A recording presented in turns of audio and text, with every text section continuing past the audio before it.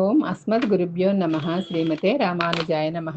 మంచి మాట మిత్రులందరికీ దాసోహం అండి. ఈరోజు మంచి మాటలో మన తలరాతను మనం మార్చుకోవచ్చట. అదేమిటో తెలుసుకుందాం. జీవుడు పుట్టినప్పుడే భగవంతుడు మన తలరాతను రాస్తాడు కదా. మన తలరాతను మనం మార్చుకోలేనప్పుడు యజ్ఞాలు, యాగాలు, దానాలు, పూజలు, నోములు చేయటం ఎందుకు అని కొంతమందిలో ఒక ప్రశ్న తలెత్తుతుంది.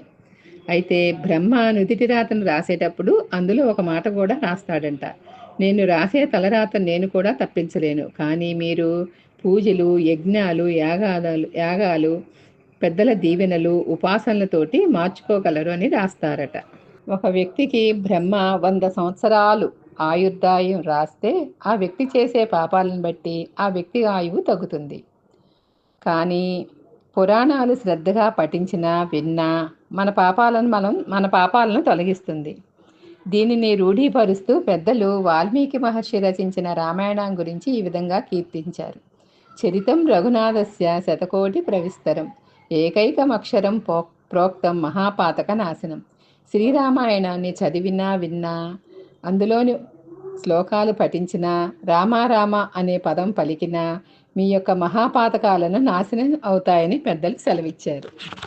ఇవియేగాక ద్రావిడ దివ్య ప్రబంధాలను సేవించినా విన్నా ఎన్నో జన్మలలో ఉన్న మన పాపాలన్నీ పోవటమే కాదు, వైకుంఠమే లభిస్తుందని చెప్తారు ఆళ్వార్లు.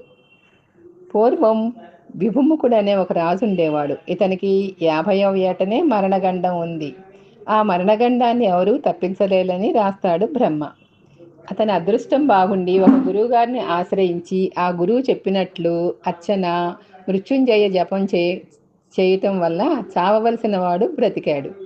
జాతకం రాసిన జ్యోతిష్య పండితులు ఆశ్చర్యపోయి, జాతకరీత్యా రాజుగారు మరణించాలి కానీ జీవించి ఉన్నాడే అనుకుంటూ ఉంటే అప్పుడు వశిష్ఠ మహర్షి గారు ఇలా అన్నారట: గురువును ఆశ్రయించి మృత్యుంజయ మంత్రాన్ని ఉపాసనగా పొంది జపం చేసిన దాని ఫలితంగా రాజు మృత్యుగండం నుంచి బయటపడ్డాడని చెప్పాడు.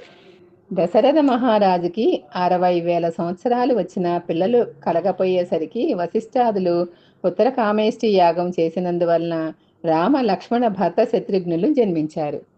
దీనివల్ల మనకి మంత్రానికి ఎంత శక్తి ఉందో, బలం ఉందో తెలుస్తుంది.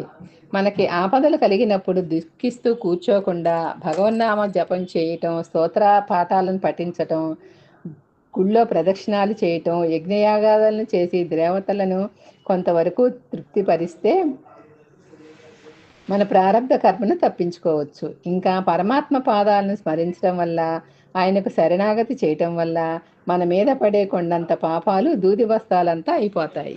128 సంవత్సరాల ఆయుష్ గల దుర్యోధనుడు తాను చేసిన పాపాలకి మంచివారైన పాండవులను అరణ్యాలు పట్టించి ఎంతో కష్టపెట్టాడు. ద్రౌపదిని నిండు సభలో అవమానించాడు. దీని ఫలితంగా దుర్యోధనుడు తన 60వ సంవత్సరంలోనే తాను మరణించడమే కాకుండా తన వంశాన్ని నాశనం చేసుకున్నాడు. శిశుపాలుడు భగవంతుడైన శ్రీకృష్ణుని దూషించి నశించిపోయాడు. అందుకే మన పెద్దలు ఎవరిని దూషించకూడదు, ఎవరిని అవహేళన చేయకూడదు అంటారు. నీవు ఎవరిని కష్టపెట్టకు, నీకు ఏ కష్టం రాదు అంటారు. అందరూ బాగుండాలని కోరుకో, అందరినీ ప్రేమిస్తే అందరూ నిన్ను ప్రేమిస్తారు అని చెప్తారు. లోకంలో ఉన్న అందరూ సుఖంగా ఉండాలని కోరుకోమంటారు. సమస్త లోకాలు సుఖంగా ఉండాలని కోరుకో అంటారు. నిస్వార్థంగా బీదలకు, నిరుపేదలకు సహాయం చేయమంటారు. ప్రతిఫలం ఆశించకుండా పనులు చేయమంటారు. లోకా సమస్త సుఖినో భవంతు, సర్వే జన సుఖినో భవంతు. సర్వం శ్రీకృష్ణార్పణమస్తు. జై గోవింద.